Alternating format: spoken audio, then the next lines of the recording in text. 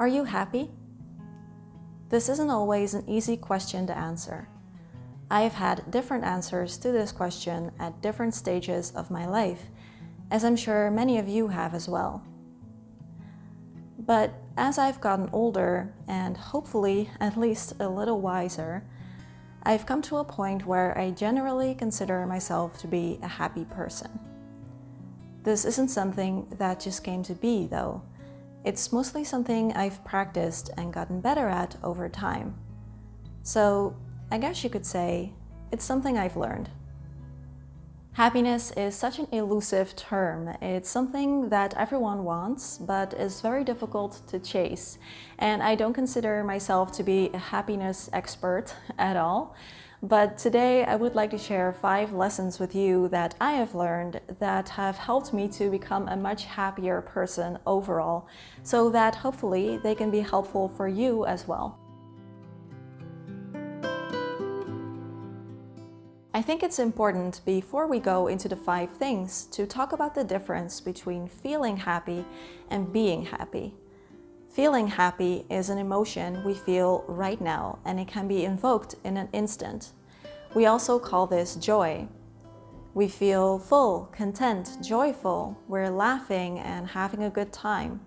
These are little moments that we collect every day and that add up over time.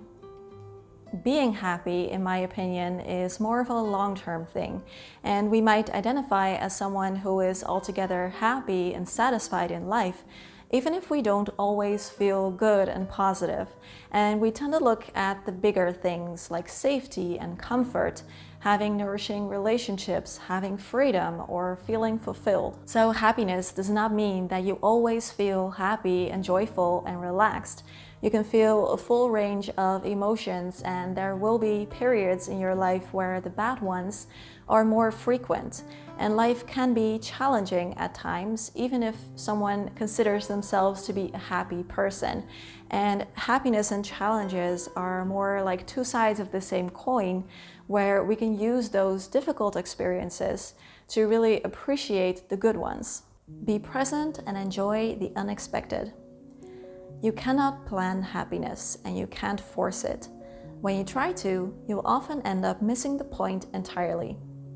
One of the traps of happiness that we sometimes fall for, and I have certainly done this myself, is to associate happiness with certain activities or situations, and then trying to force those things to be good. So some things are associated with happiness, and then we tend to look towards those things to make us happy. Your wedding day, for example, is supposed to be one of the happiest days of your life. Doing fun things, going on trips and travels, going to parties and restaurants, museums and parks, having certain relationships in our life. We look to things like this to fill us with happiness and make us feel content. However, our expectations can also be dangerous, especially with things that are outside of our control. If our grip is very rigid, it's easy to become frustrated and unhappy when things don't go like we expected them to go. I have learned that even though things like this do create opportunities and circumstances for us to feel happy, it is important to also let go of our expectations of them and to just let things go as they go, to not wish for things to be different than they are, and to practice being more resilient, to roll with the punches, and to be open to a change of plans, and to not place such a big importance on these things to go well. We put so much of our energy towards anticipating certain events, which can make us skip past so many wonderful little moments. Something that has greatly helped me to become a happier person is to learn to be present and enjoy those little things, as they are often the most magical. And I have tried many times to plan the perfect activity, the perfect fun thing to do, but looking back on it, it was actually often the most spontaneous and unplanned and unexpected things that happened that created times when I felt the happiest and the most relaxed, and these are now some of my most precious memories. Make a decision and follow through. I have always struggled with making decisions, and I don't mean the little things like which peanut butter to buy or what to wear. I mean the bigger things, like do I want to move somewhere else? Do I want to switch my job? Do I still want to pursue this friendship? In weighing all of those options, I try to do the impossible, which is finding a solution of which I'm 100% sure it'll be the right one. I have learned that in life there are often choices we need to make, of which both options aren't perfect, and neither one can guarantee us anything.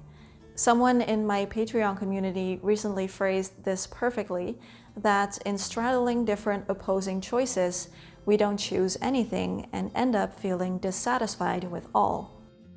By not wanting to make the wrong decision, we sit on it and we make no decision, and we become even more anxious. But I have learned that there is often not a right and a wrong decision.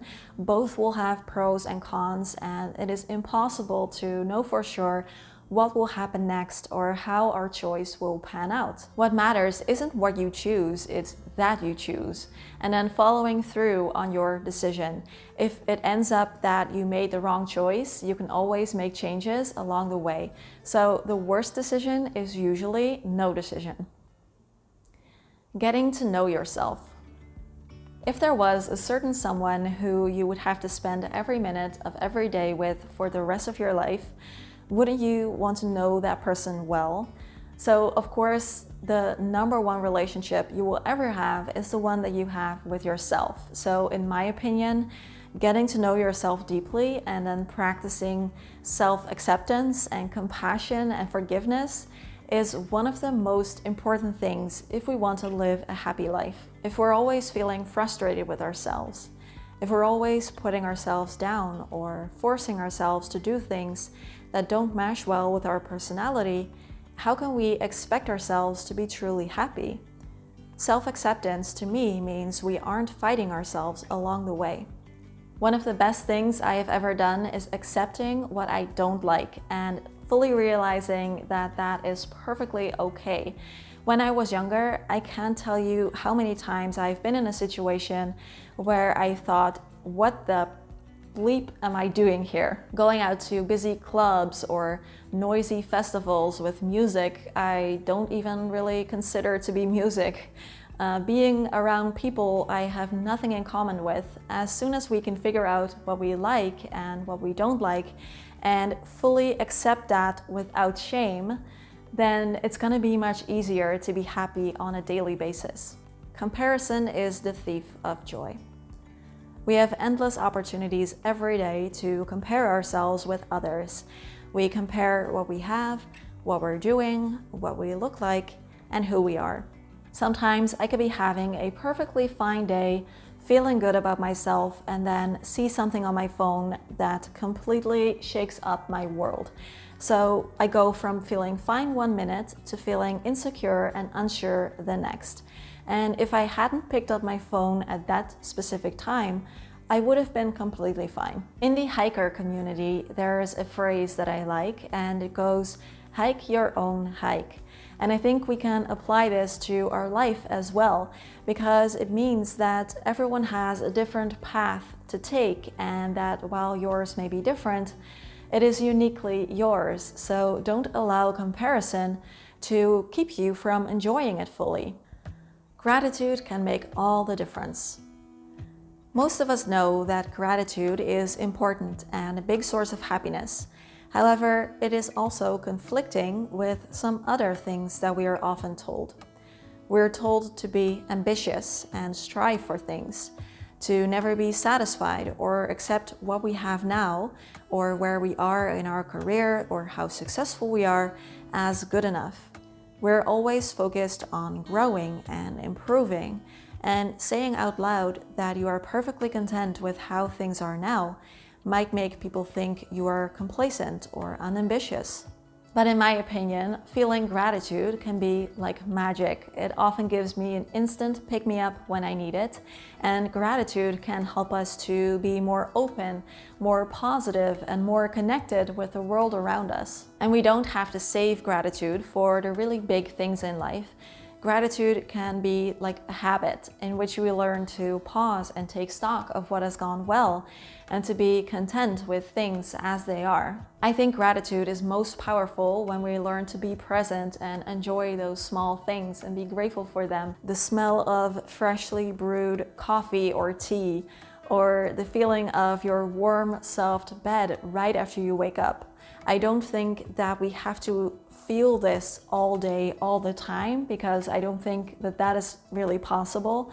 But the more we can feel this, the more it can enrich our everyday experience. When it comes to learning how to be more grateful, I think there are different methods you can try that might work for different people. And there are many videos out there. For example, I have tried journaling and gratitude lists, but I found them to be not very helpful because they feel more like a chore. So what I try to do instead is just practicing that muscle of recognizing things as they are happening and taking a short moment to feel grateful for them. For example, when I'm cooking dinner, just taking a short moment to be grateful for all of that food that we are about to eat and that nourishes our body and our soul. And the more you practice this, the better you will become at it. I've learned that you can't seek out happiness. It is not a state of being we can achieve or a place we can get to. I think it's already inside of us, and it's something we can cultivate from the inside out. Once we have our basic needs met, happiness doesn't depend so much on outward things. It's more about how we choose to see those things. And therefore, being happy can be like a skill, just like gratitude and compassion and forgiveness are a skill. It takes practice and hard work and patience, but practice makes better. I would love to hear what makes you happy in the comment section down below, and as always, I will be there to continue this conversation with you. Don't forget to give this video a like, please, and subscribe to the channel if you enjoyed it, and I will see you again really soon. Bye bye.